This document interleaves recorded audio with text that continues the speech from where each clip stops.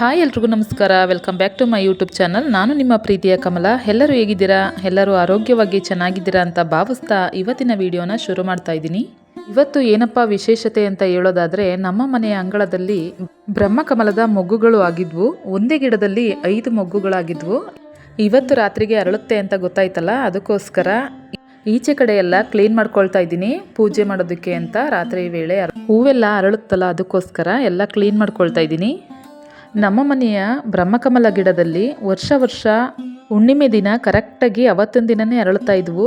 ಈ ವರ್ಷ ಮಾತ್ರ ಸ್ವಲ್ಪ ಡಿಫ್ರೆಂಟು. ಹುಣ್ಣಿಮೆ 3 ದಿನ ಅಂತಂದ್ಬಿಟ್ಟು ಮುಂಚಿತವಾಗೇ ಅರಳುತ್ತಾ ಇದ್ದಾವೆ. ನೋಡಿ, ಅಲ್ಲೂ 5 ಮೊಗ್ಗುಗಳಾಗಿ, ಈ ಕಡೆ ಸೈಡಲ್ಲೂ ಕೂಡ ಒಂದು ಮೊಗ್ಗಾಗಿದೆ. ಅದನ್ನು ನಾನು ಗಮನಿಸೇ ಇರಲಿಲ್ಲ. ಅದು ನಾಳೆ ಅರಳುತ್ತೆ. ಇವೆಲ್ಲ ಇವತ್ತು ಅರಳುತ್ತವೆ. ನನಗಂತೂ ತುಂಬಾ ಖುಷಿಯಾಗಿದೆ. ಯಾಕಂದರೆ ಒಂದೇ ಗಿಡದಲ್ಲಿ 5 ಮೊಗ್ಗುಗಳಾಗಿದ್ದಾವಲ್ಲ, ಅದಕ್ಕೋಸ್ಕರ ನೋಡೋದಕ್ಕೆ ಒಂಥರ ಚೆನ್ನಾಗಿರುತ್ತೆ ಅಲ್ವಾ.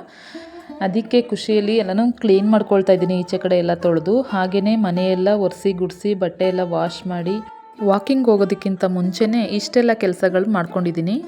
ವಾಕಿಂಗ್ ಹೋಗಿದ್ದು ಬಂದಮೇಲೆ ಅಲ್ಲಿ ತನಕ ಸ್ವಲ್ಪ ಮೊಗ್ಗು ಅರಳುತ್ತಾ ಇರ್ತವೆ. ಆವಾಗ ಪೂಜೆ ಮಾಡೋದಕ್ಕೆ ಸರಿ ಹೋಗುತ್ತೆ ಅಂತ ಹೇಳಿ ಇಷ್ಟೆಲ್ಲ ಕೆಲಸಗಳನ್ನು ಕೂಡ ಮುಗಿಸ್ಕೊಂಡೆ.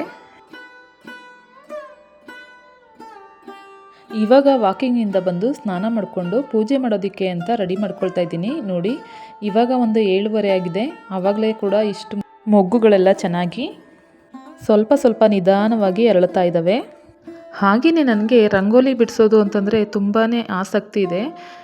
ಆದರೆ ರಂಗೋಲಿ ಬಿಡಿಸೋದ ಬೆಳಿಗ್ಗೆ ಹೊತ್ತು ಎದ್ದು ಅಂತಂತ ಹೇಳೋದಾದರೆ, ಈ ಮನೆ ಮುಂದೆಗಡೆ ಟೈಲ್ಸ್ ಕಲ್ಲು ಈ ರೀತಿ ರಂಗೋಲಿ ಥರನೇ ಹಾಕಿಸ್ಬಿಟ್ಟಿದ್ದಾರೆ. ಅದಕ್ಕೋಸ್ಕರ ರಂಗೋಲಿನ ನಾನು ಹಾಕೋದಕ್ಕೆ ಆಗಲ್ಲ.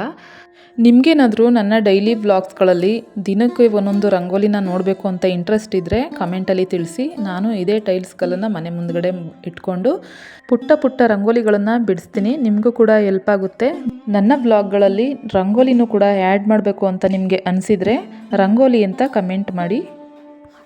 ಬ್ರಹ್ಮಕಮಲ ಹೂವನ್ನು ಪೂಜೆಯಲ್ಲಿ ಬಳಸುವುದರ ಪ್ರಯೋಜನಗಳು ಏನೇನು ಅಂತ ಹೇಳೋದಾದರೆ, ಒಂದೇ ರಾತ್ರಿಯಲ್ಲಿ ಹೂ ಬಿಟ್ಟು ಸೂರ್ಯೋದಯವಾಗುವುದರೊಳಗೆ ಮುದುಡುವ ಹೂವು ಬ್ರಹ್ಮಕಮಲ ಹೂವಾಗಿದೆ. ಅದರಲ್ಲೂ ಬ್ರಹ್ಮಕಮಲ ಹೆಚ್ಚಾಗಿ ಹುಣ್ಣಿಮೆ ರಾತ್ರಿ ಅರಳುತ್ತದೆ. ಬ್ರಹ್ಮಕಮಲ ಹೂವನ್ನು ಮನೆಯಲ್ಲಿಟ್ಟುಕೊಳ್ಳುವುದರಿಂದ, ಪೂಜೆಯಲ್ಲಿ ಬಳಸುವುದರಿಂದ ನಮಗೆ ಯಾವೆಲ್ಲ ಪ್ರಯೋಜನಗಳಿವೆ ಗೊತ್ತೇ? ಬ್ರಹ್ಮಕಮಲದ ಪ್ರಯೋಜನಗಳು ಏನೇನು ಅಂತ ಹೇಳೋದಾದರೆ, ವರ್ಷಕ್ಕೊಮ್ಮೆ ಮಾತ್ರ ಅರಳುವ ಅತ್ಯಮೂಲ್ಯವಾದ ಅತ್ಯಂತ ಸುಂದರವಾದ ಹೂವು ಬ್ರಹ್ಮಕಮಲ. ಇದು ಹಿಮಾಲಯದಲ್ಲಿ ಬೆಳೆಯುವಂತಹ ಹೂವು. ಹಿಂದೂ ಧರ್ಮದಲ್ಲಿ ಬ್ರಹ್ಮಕಮಲ ಹೂವಿಗೆ ಸಾಕಷ್ಟು ಮಹತ್ವವನ್ನು ನೀಡಲಾಗಿದೆ.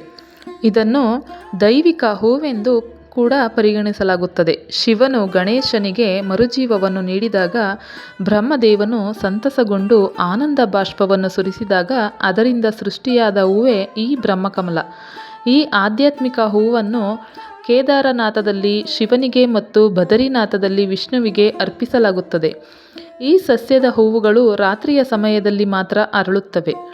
ಈ ಹೂವಿಗೆ ನಮ್ಮ ಅದೃಷ್ಟವನ್ನು ಬದಲಾಯಿಸುವ, ಸಮೃದ್ಧಿಯನ್ನು ಕರುಣಿಸುವ ಶಕ್ತಿ ಇದೆ. ಮನೆಯಲ್ಲಿ ಬ್ರಹ್ಮಕಮಲ ಹೂವನ್ನು ಅಥವಾ ಹೂವಿನ ಗಿಡವನ್ನು ಇಟ್ಟುಕೊಳ್ಳುವುದರಿಂದ ಯಾವೆಲ್ಲ ಪ್ರಯೋಜನಗಳಿವೆ ಅನ್ನುವುದಾದರೆ, ಬ್ರಹ್ಮಕಮಲ ಹೂವಿಗೆ ಸಂಬಂಧಿಸಿದಂತೆ ಸಾಕಷ್ಟು ಕಥೆಗಳು, ಪೌರಾಣಿಕ ನಂಬಿಕೆಗಳು ಇವೆ. ಹಿಂದೂ ಧಾರ್ಮಿಕ ಗ್ರಂಥಗಳಲ್ಲೇ ಅತ್ಯಂತ ಹಳೆಯ ಗ್ರಂಥವೆನಿಸಿಕೊಂಡ ಋಗ್ವೇದದಲ್ಲಿ ಬ್ರಹ್ಮಕಮಲ ಹೂವನ್ನು ಶುದ್ಧತೆಯ ಸಂಕೇತವೆಂದು ಉಲ್ಲೇಖಿಸಲಾಗಿದೆ. ಇನ್ನೊಂದು ನಂಬಿಕೆಯ ಪ್ರಕಾರ ಈ ಹೂವು ಈ ಬ್ರಹ್ಮಾಂಡದ ಸೃಷ್ಟಿಕರ್ತ ಬ್ರಹ್ಮನ ಕಣ್ಣೀರಿನಿಂದ ಸೃಷ್ಟಿಯಾಯಿತು ಎಂದು ಹೇಳಲಾಗಿದೆ. ಇನ್ನು ಕೆಲವು ನಂಬಿಕೆ ಎಂದರೆ, ಒಮ್ಮೆ ಬ್ರಹ್ಮದೇವನು ಕಮಲದ ಮೇಲೆ ಮಲಗಿಕೊಂಡು ವಿಶ್ರಾಂತಿಯನ್ನು ಪಡೆದುಕೊಳ್ಳುತ್ತಿದ್ದನು. ಅವನು ಎಚ್ಚರವಾದ ಬಳಿಕ ಆ ಹೂವನ್ನು ನೋಡಿದರೆ ಅದು ಬಿಳಿ ಬಣ್ಣದಲ್ಲಿ ಕಾಣಿಸತೊಡಗಿತು. ಇದು ಬ್ರಹ್ಮನು ತನ್ನ ಕೈಯಲ್ಲಿ ಹಿಡಿದಿರುವ ಹೂವು. ಈ ಹೂವು ಪವಿತ್ರವಾಗಿದೆ ಮತ್ತು ಇದನ್ನು ಕೇದಾರನಾಥ ಮತ್ತು ಬದರಿನಾಥದಲ್ಲಿ ಅರ್ಪಿಸಲು ಬಳಸಲಾಗುತ್ತದೆ. ರಾಕ್ಷಸನು ವಿಷ್ಣುವಿನ ಪತ್ನಿಯಾದ ಲಕ್ಷ್ಮೀ ದೇವಿಯನ್ನು ಕೊಂದ ನಂತರ ಅವಳನ್ನು ರಕ್ಷಿಸಲು ವಿಷ್ಣು ಬ್ರಹ್ಮಕಮಲ ಹೂವನ್ನು ಬಳಸಿದನು ಎನ್ನುವ ನಂಬಿಕೆಯೂ ಇದೆ. ಈ ಬ್ರಹ್ಮಕಮಲ ಹೂವಿನ ಬಗ್ಗೆ ಇನ್ನೂ ಹೆಚ್ಚಿನ ವಿಷಯಗಳು ಇವೆ. ನಾನು ಸ್ವಲ್ಪ ಮಟ್ಟಿಗೆ ತಿಳಿದುಕೊಂಡು ನಿಮಗೆಲ್ಲ ಹೇಳಿದ್ದೀನಿ.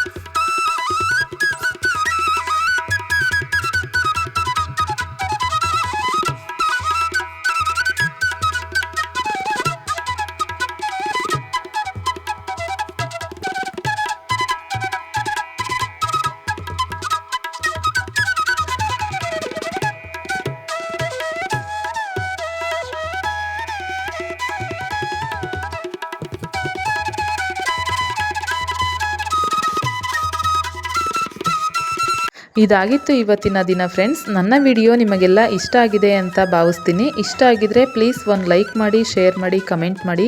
ಇನ್ನೂ ಯಾರು ಸಬ್ಸ್ಕ್ರೈಬ್ ಮಾಡಿಕೊಂಡು ನೋಡಿಲ್ಲ ಅವರು ಪ್ಲೀಸ್ ಸಬ್ಸ್ಕ್ರೈಬ್ ಮಾಡಿಕೊಂಡು ನೋಡಿ, ಹಾಗೂ ಫ್ರೆಂಡ್ಸ್ ಆ್ಯಂಡ್ ಫ್ಯಾಮಿಲಿಗೂ ಕೂಡ ಶೇರ್ ಮಾಡಿ ಅಂತ ಹೇಳ್ತಾ ಸಿಗ್ತೀನಿ ನೆಕ್ಸ್ಟ್ ವ್ಲಾಗಲ್ಲಿ. ಅಲ್ಲಿವರೆಗೂ ಟೇಕ್ ಕೇರ್, ಬಾಯ್.